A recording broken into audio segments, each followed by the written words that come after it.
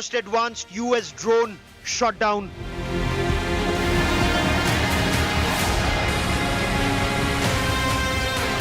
Houthi rebels shoot down US MQ-9 Reaper drone.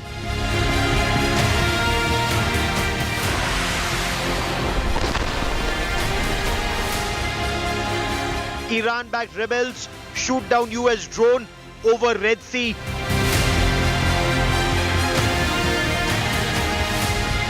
Biggest challenge yet to the US by Iran-backed rebels.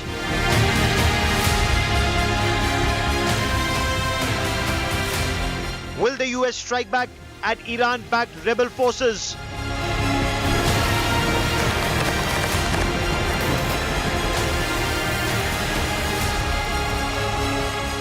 Massive escalation in Israel's war on Hamas terror.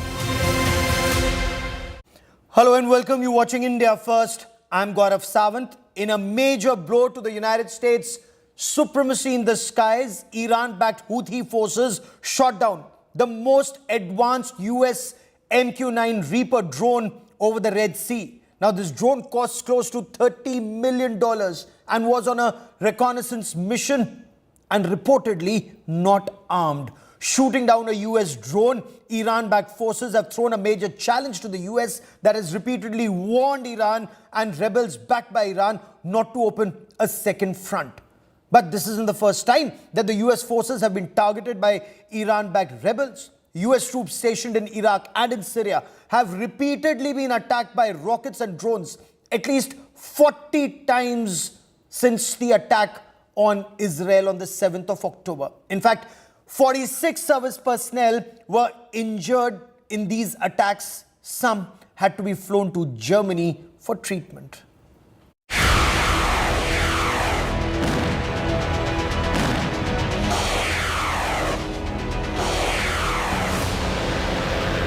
The most advanced US drone shot down over Red Sea, adding to tension in the Middle East already caught in the Israel-Hamas war. The American MQ-9 Reaper drone was brought down by Iran-backed Houthi rebels from Yemen off the country's coast. The US drone was on a surveillance and reconnaissance mission. The Houthi forces launched a surface-to-air missile. The MQ-9 Reaper drone was shot down, according to American sources, in the international airspace. A Houthi military spokesperson said they shot down the drone in airspace over Yemen's territorial waters. The Iranian president issued a new warning to the US and Israel after Hamas allies destroyed the American drone. US and coalition troops have been attacked at least 40 times in Iraq and Syria by Iran-backed forces since October 7. 45 US soldiers suffered traumatic brain injuries or minor wounds in these attacks. US Secretary of Defense Lloyd Austin said if attacks by Iran's proxies against US forces continue, the US will not hesitate to take further necessary measures to protect American lives and interests. The attacks and counterattacks are a reminder that one false move can widen the war to other countries in the region. Bureau Report, India Today. And let me now bring into this conversation Lieutenant General Syed Atta Hasnain, one of India's best-known urban warfare specialists. General Hasnain commanded the Srinagar Corps in Jammu and Kashmir. General Hasnain, Israel's objective is to decimate Hamas as a ruling entity at Gaza Strip and as a terror entity that poses a threat to Israeli civilians, citizens and soldiers. How feasible is Israel's aim and how difficult would it be to achieve the same? Thank you, Gaurav. Thank you for having me on your show. And this is a very, very relevant question which everyone around the world is asking. I think most of us who have had experience of urban warfare would probably conclude that the objectives laid out by the Israeli Defense Forces seem to be a little irrational. Because a final decimation of a force which is as big as this and which seems to have prepared itself extremely well, which seems to have the full backing of, its proxy supporters from outside, which has got almost 130,000 missiles and rockets, so to say, between Hezbollah and them, it's going to be a difficult task to decimate them completely. Now, to decimate them, you'll have to virtually come down to what the Jaffna kind of formula was, from five directions. When the Indian army went in, it took us better part of 20-25 days almost to capture Jaffna. But thereafter, managing Jaffna was a major challenge for 2.5 years. Is the IDF prepared to do that? Because the decimation does not mean that every single terrorist would have escaped, would have been victimized or would have been killed. Some people will be there, the leadership will be recreated. Yes. There will be networks which are very much existent there, and money still seems to be flowing all around. So it was going to be a very, very difficult task for Israel. I would say if Israel is planning to keep occupying Gaza, then it will have to continue remaining mobilized as far as this IDF is concerned. How long will they then have to stay in? Small number. How long will they have to stay inside Gaza Strip? Because Americans seem to be indicating, and US Secretary of State will be in India shortly, America doesn't want Israel inside the Gaza Strip for long. But if they have to ensure that Hamas is rooted out, how long will they have to stay inside Gaza? I think the US advice is very sound. This is what they are advising the IDF all along, that you can conduct your operations, take it up to a point, perhaps dilute the capability of Hamas, re-establish your so-called no war zones or no-fly zones or no movement zones in the area. But to have an objective to completely decimate may be actually unrealistic to a great extent. And we took 2.5 years to control Jaffna with an administration that we had established there. And at the end of it, the entity was very much existent there. Yes. This is what I'm trying to draw out, the lessons from the past. We've seen it in Mosul. Mosul finally took 6 months of effort on the part of the Iraqis and the Syrians to be able to get rid of the ISIS. So Israel is in for a problem if they think that they can actually go in and actually eliminate the last Hamas terrorists. Jal Hasnain, in your appreciation, the way Israel is moving in, the way multiple buildings have now been taken down, the way North Gaza has been cut off from South Gaza, does it appear that Israel wants to create a bigger barrier, a no-man's zone between the occupation by Palestinians of where they live and work and the Israeli fence? Are they creating a wider no-man's land? Well, at the first look at the manner in which these operations are going on, what you're saying does seem to be somewhere right, because they have ordered for a complete evacuation of North Gaza. They want to probably reduce the complete Hamas presence there, and they want to create that into a no man's land. But then the South Israel also has got settlements. There are lots of kibbutzes. You have been just there. Just short of the wall, short of the fence, these kibbutzes exist there. Will they have to do the same thing to South Gaza? Where will this population go? Absolutely. If they're expecting that this population is to go into Egypt, Israel would have destroyed the last of stability which it has got on its borders, a stable border with Egypt. Yes. And they should not expect to do that with Jordan either. So I think at the end of it, this is what they may be aiming to do as a kind of an interim measure. But perhaps in the finality of it, I don't foresee this kind of a thing ultimately happening on ground. Perhaps a 3, 4, 5 kilometer zone can be created. But how much space is there actually existed in Gaza? 25 kilometers by 10 to 12 kilometers. Now, if you start creating zones, no movement zones and things like that, there's hardly going to be any space for anyone there. Okay, so does it make better sense for Israel to neutralize the military leadership, the political leadership, and ensure weapons are wiped out so that militarily they cannot be challenged from the Gaza Strip? Is that feasible? Absolutely, that is what the Israelis should be planning for and strategizing to do. Difficult call, no doubt, very challenging, it's going to take some time.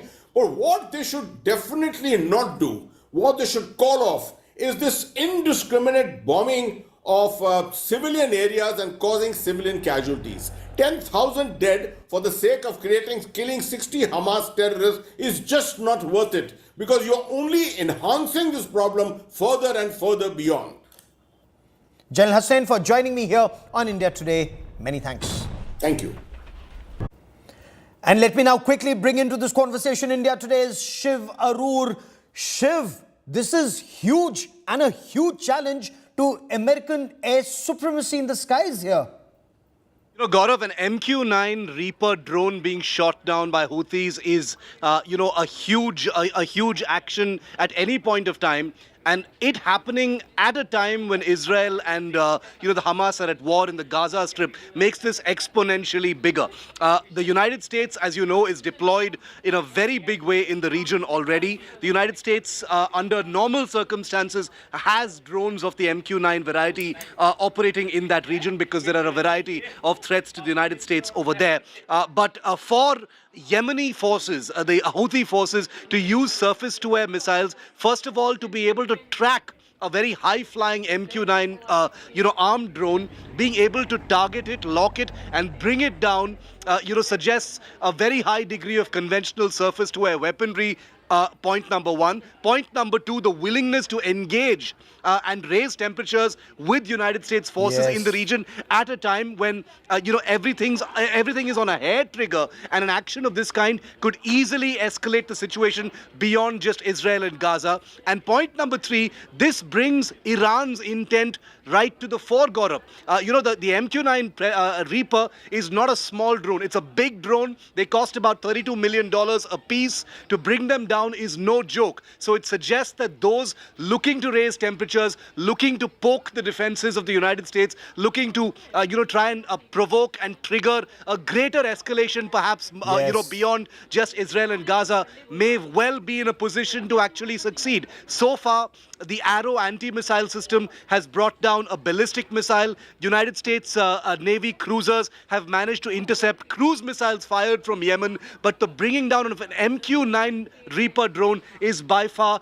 the biggest action, offensive action, that has taken place so far around Israel. And all eyes now on the United States of America. Will it just bomb a couple of weapon storage facilities of these Iran-backed rebels, or will stronger action be taken, and will it lead to a chain reaction? Shiv, keep tracking that story. I will come back to you for more. And this is now being seen as the deadliest phase in Israel's Hamas hunt. The Israeli Defense Forces are now inside the Gaza city. They've completely cut off North Gaza from the southern part of Gaza.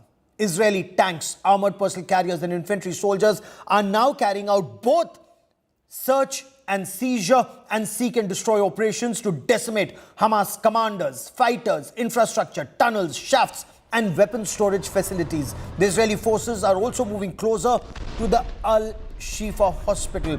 Israel has repeatedly said that the basement of the Al-Shifa hospital and the tunnels around are the nerve center of Hamas command and control structure and operations in Gaza.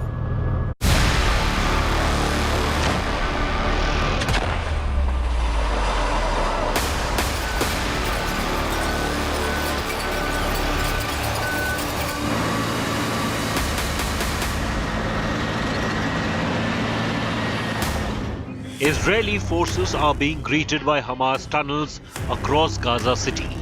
At every street, at every corner, there's a tunnel. As Israeli soldiers dig through the ground, terror hideouts continue to unravel. This is Beit Lahiya in Gaza City. The Hamas terrorists gave a tough fight to Israeli ground forces here. But now the Israeli army is destroying tunnels in the same settlements and streets where Hamas terrorists planned and plotted the October 7th attack. בחיבור בעצם מסנני אוויר לתת. Since Israel's ground offensive began on October 27th, it has so far blasted more than 130 Hamas tunnels. As you move past the labyrinth of tunnels, there's only destruction in Gaza City.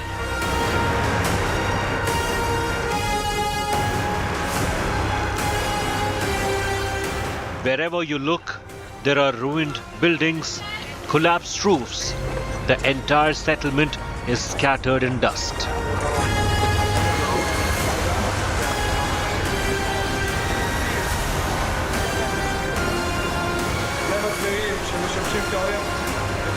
These are not ordinary pictures.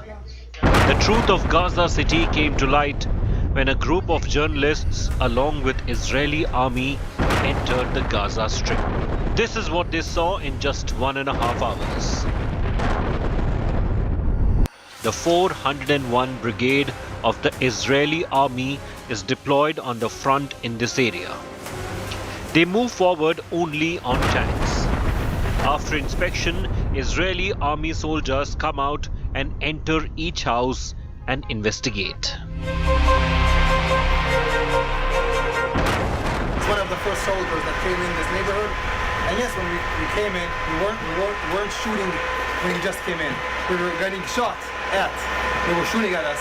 So we had to shoot back to protect our lives. I'll tell you something. The Israeli army is here to protect innocent people. It is clear that there was a family apartment above this, but below was a workshop for making weapons and drones. Tools, pipes, and 5 boxes all kept there. You understand? This is not an army. It's different. They meant to kill us all. They came from here. Israeli army soldiers spent their time from morning till evening locating the hideouts of Hamas among these ruins. We're getting to know the enemy a little bit more and more every time, every house we're getting into. We're trying to be careful for ourselves all the time. It's going good so far. Only Israeli army armored vehicles or tanks are being used to enter Gaza City. Israeli army soldiers are parking their tanks by building sand dunes in the settlements inside the city. With Rajesh Pawar from Tel Aviv, Bureau Report, India Today. And the other big story on India First, US Secretary of State Antony Blinken and Secretary of Defense Lloyd Austin arrive in Delhi for the 2+2 dialogue. India and the United States will carry out this comprehensive review of their fast expanding strategic relationship in the next edition of 2+2 Foreign and Defense Ministerial Dialogue on Friday. US Secretary Antony Blinken and Secretary of Defense Lloyd Austin will hold talks on security challenges in the Indo-Pacific, concerns over China, and also on the war between Israel and Hamas and the conflict in Ukraine. The 2+2 dialogue will enable high-level review of progress made in cross-cutting aspects of defense and security cooperation, technology value chain, and collaboration in people-to-people ties. The 2+2 is tomorrow. I think Secretary of Defense, US Secretary of Defense has just landed, and we're expecting Secretary Blinken a little later in the evening. Tomorrow is there. I'm not going to try to prejudge the conversations. I guess, considering the nature of our relationship and the strategic, global strategic partnership, a variety of issues are discussed, including topical issues, regional developments. And for the latest on this big story, I quickly want to cut across to India Today's Foreign Affairs Editor, Geeta Mohan. Geeta, all eyes on the Israel-Hamas war, while India and the United States will talk about this and ensure that this war, try and ensure that this war doesn't expand. They will also focus on the Indo-Pacific and China. Well, Gaurav, a very important meeting between India and the United States of America. Only a few countries have the 2+2 format, and India and the United States of America are two such strategic partners.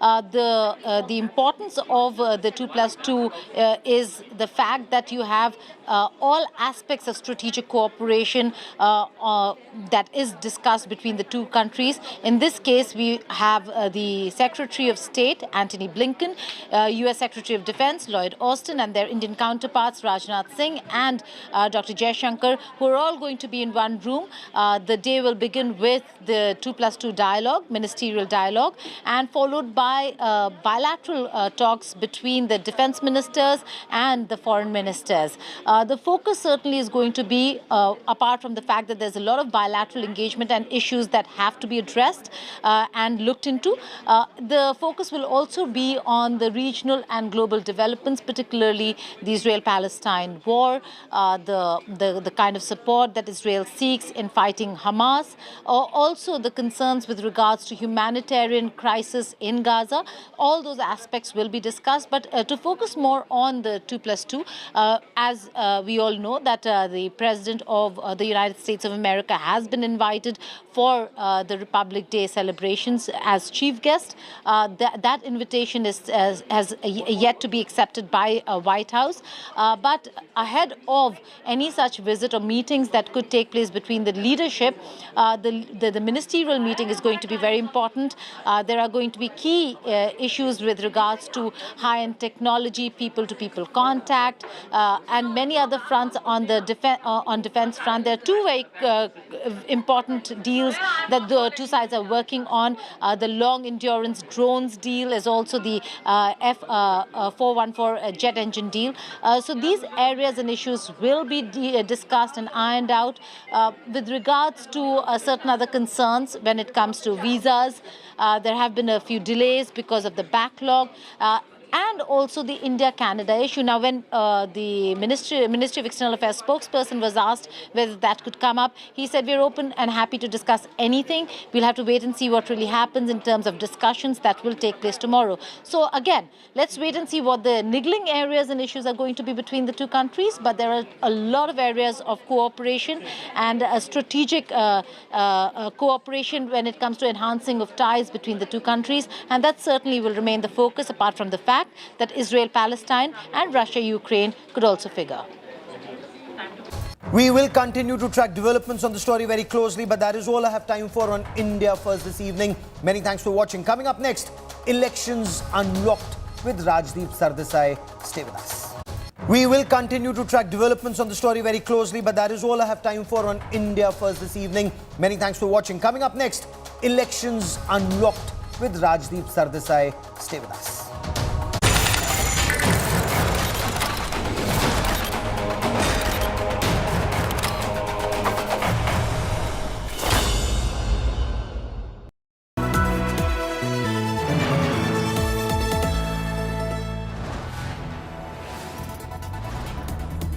You are watching India Today, powered by Finest, Be Sustainable Change, a B&P Group company.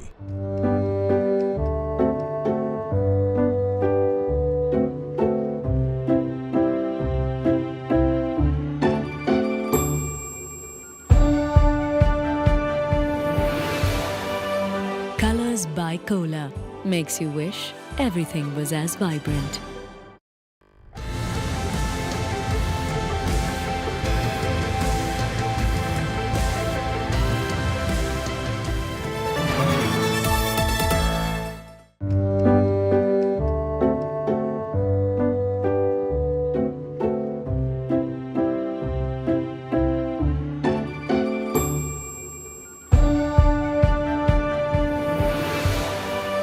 Colors by Cola makes you wish everything was as vibrant.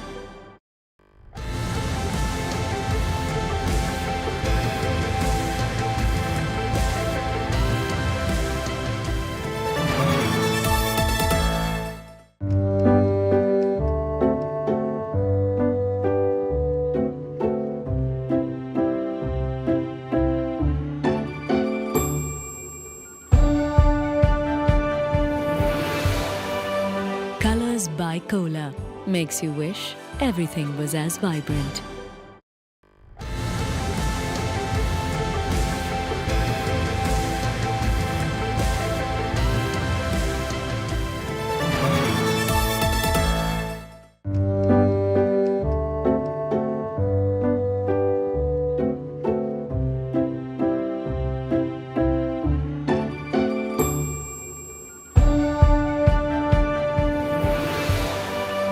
Colors by Cola makes you wish everything was as vibrant.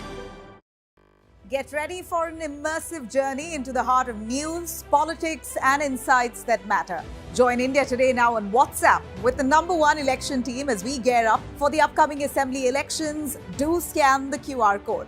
Join India Today now on WhatsApp. Follow these steps. Open WhatsApp on your phone. Check for a new updates tab.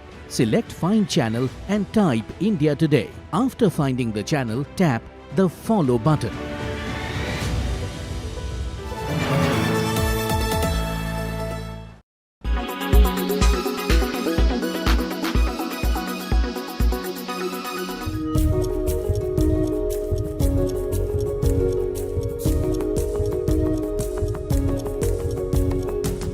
If you scroll through your Instagram, you will probably come across a friend or an influencer's doing or attempting 75 hard challenge.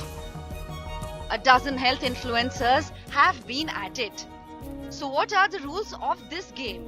In the challenge, there are only 5 rules one needs to follow for 75 days straight. Follow a diet. No alcohol, no cheat meals. 2 45-minute workouts daily. 1 indoor, 1 outdoor. Drink 1 gallon of water. Read 10 pages of non-fiction. Take progress pictures. If you fail, you need to start all over again from day 1. It might not be one of the hardest fitness regime and seem simple, yet it is seen as one of the most intense and hard challenges. Mindset nahi hoga, then you won't be able to do it. And to have that mindset along with you. The ultimate goal is not just transformation in one's physical appearance, but its major focus is to help build a discipline by training not only your body but also your mind, while you invest in learning something via book. One of the major benefits of this program is that it promotes consistency.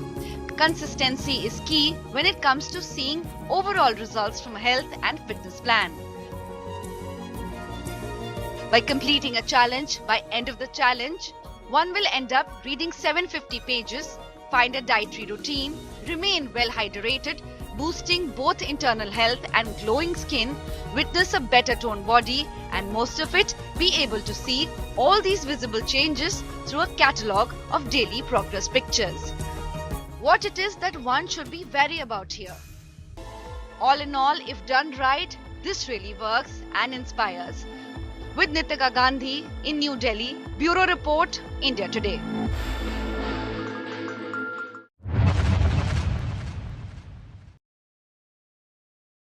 आप अगर राहुल जी का pattern देखेंगे तो कोलकाता जाते हैं तो वहाँ कहते हैं दीदी बीजेपी का बी टीम है, और फिर जाते हैं दिल्ली तो वहाँ कहते हैं कि केजरीवाल बीजेपी का बी टीम है। वहाँ से कर्नाटक जाएंगे तो बोलेंगे कुमार स्वामी बीजेपी का बी टीम है, और यहाँ आते हैं तो बोलते हैं केसीआर बी टीम है। अब राहुल गांधी अपना वीकनेस को समझ ले, कांग्रेस का अपना इनहेरेंट वीकनेस को समझ लें और उसके बारे में कुछ करें तो अच्छा है। देखो भाई, वो तो उनके साथ ही है अभी। किसके साथ? आपके साथ? बीजेपी के साथ ही है। बीजेपी तो बोल रही है आपके साथ है। कौन सा मीटिंग हमारे आए बोलिए? इतने सब इंसिडेंट्स हो गए हैं, वो आपके पीछे पड़ के वही एक्साइज के घोटाले में वो बहुत जेल में है पूरे, उससे कनेक्टेड ही है ना ये एक्साइज। ये यहाँ क्यों नहीं हो रहा? You are saying why are BRS members not being arrested in the liquor scam like AAP members are being arrested? Is that what you are saying? You assume, आप उससे अंदाजा कर सकते हो।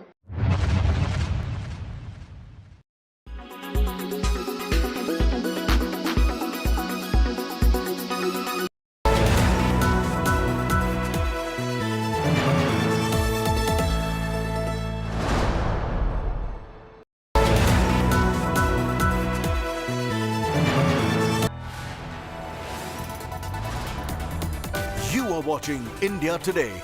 Powered by Finest, Be Sustainable Change, a BNP Group company. Co-presented by आपका Joy Bharat का Joy Joy e-bike Co-powered by Parul University Vadodara Gujarat